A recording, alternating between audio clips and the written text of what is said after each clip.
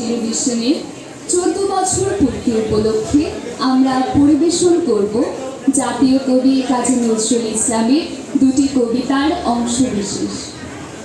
অগ্নিবীণা কাব্যগ্রন্থের অন্তর্গত আগুনের ফুলকি ছুটে এবং দোলনচাপা কাব্যগ্রন্থের অন্তর্গত দোদুলদুল নির্দেশনায় কাজী মাহতাব সুমন। আগুনের ফুলকি ছোটে, ফুলকি ছোটে, আগুনের ফুল